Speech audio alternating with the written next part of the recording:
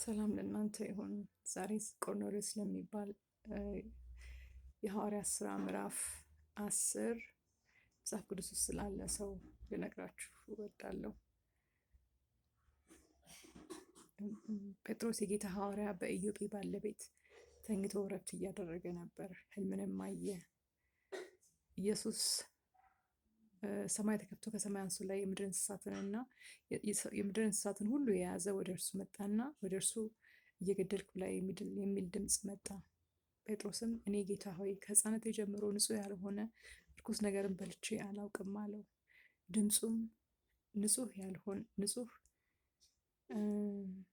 ድምፁም እኔ ንጹሕ ያልኩትን ቆሻሻ አትበል አለው።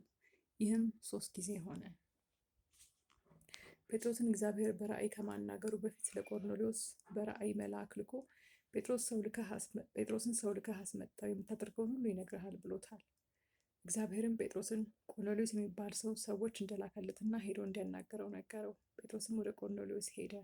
ቆርኔሌዎስም ጴጥሮስን ሲያዩ ሰገደለት። ጴጥሮስ ግን ተነሳ፣ እኔ ራሴ ደግሞ ሰው ነኝ ብሎ አስነሳው።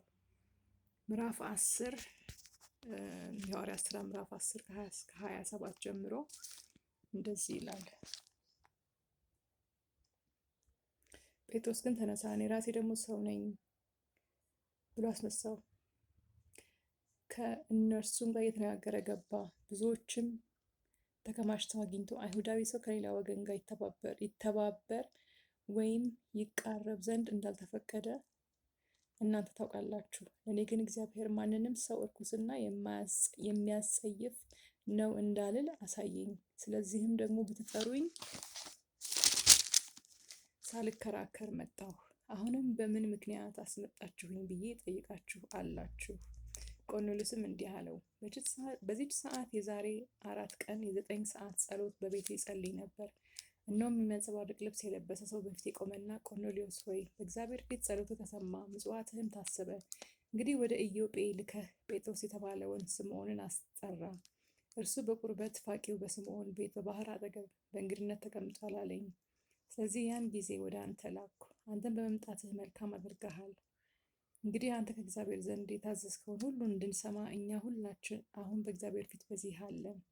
ጴጥሮስም አፉን ከፍቶ እንዲህ አለ፣ እግዚአብሔር ለሰው ፊት እንዳያዳላ፣ ነገር ግን በአሕዛብ ሁሉ እርሱን የሚፈራና ጽድቅን የሚያደርግ በእርሱ የተወደደ እንደሆነ በእውነት አስተዋልሁ። የሁሉ ጌታ በሚሆን በኢየሱስ ክርስቶስ ሰላም እየሰበከ ይህን ቃል ወደ እስራኤል ልጆች ላከ። ዮሐንስ ከሰበከው ጥምቀት በኋላ ከገሊላ ጀምሮ በይሁዳ ሁሉ የሆነው ነገር እናንተ ታውቃላችሁ። እግዚአብሔር የናዝሬቱን ኢየሱስን በመንፈስ ቅዱስ በኃይልም ቀባው። እርሱም መልካም እያደረገ ለዲያብሎስም የተገዙትን ሁሉ እየፈወሰ ዞረ። እግዚአብሔር ከእርሱ ጋር ነበርና። እኛም በአይሁድ አገርና በኢየሩሳሌም ባደረገው ነገር ሁሉ ምስክሮች ነን። እርሱንም በእንጨት ላይ ሰቅለው ገደሉት። እርሱ እግዚአብሔር በሦስተኛው ቀን አስነሳው፣ ይገለጥም ዘንድ ሰጠው። ይኸውም ለሕዝብ ሁሉ አይደለም፣ ነገር ግን በእግዚአብሔር አስቀድሞ የተመረጡ ምስክሮች ለሆንን ለእኛ ነው እንጂ። ከሙታንም ከተነሳ በኋላ ከእርሱ ጋር የበላን የጠጣንም እኛ ነን። ለሕዝብም እንድንሰብክና በሕያዋንና በሙታን ሊፈርድ በእግዚአብሔር የተወሰነ እርሱ እንደሆነ እንመሰክር ዘንድ አዘዘን። በእርሱ የሚያምን ሁሉ በስሙ የኃጢአቱን ስርየት እንዲቀበል ነቢያት ሁሉ ይመሰክሩለታል። ጴጥሮስ ይህን ነገር ገና ሲናገር ቃሉን በሰሙት ሁሉ ላይ መንፈስ ቅዱስ ወረደ።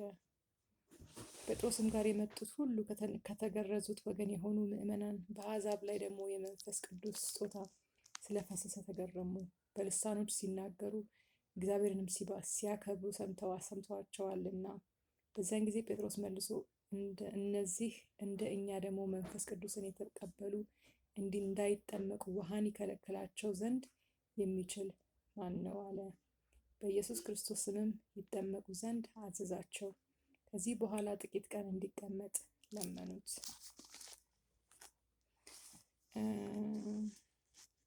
43 ላይ የሐዋርያት ሥራ ምዕራፍ 10 43 ላይ እንደዚህ ነው የሚለው፣ በእርሱ የሚያምን ሁሉ በስሙ የኃጢአቱን ስርየት እንዲቀበል ነቢያት ሁሉ ይመሰክሩለታል።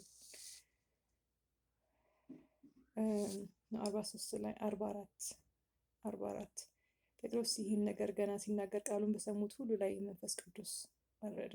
43 በእርሱ የሚያምን ሁሉ በስሙ የኃጢአቱን ስርየት እንዲቀበል ነቢያቱ ይመሰክሩለታል ይላል። 44 ላይ ጴጥሮስ ይህን ነገር ገና ሲናገር ቃሉን በሰሙት ሁሉ ላይ መንፈስ ቅዱስ ወረደ።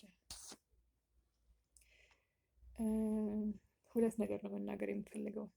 ቆርኔሌዎስ አይሁዳዊ አይደለም፣ ሮም ዜጋ ነው። የዳነው በኢየሱስ በማመን ነው። ጌታ ኢየሱስ ይባርካችሁ። የሰማችሁት ቃል ለሕይወት ይሁንላችሁ። ተባረኩ። ጌታ ኢየሱስ ይባርካችሁ።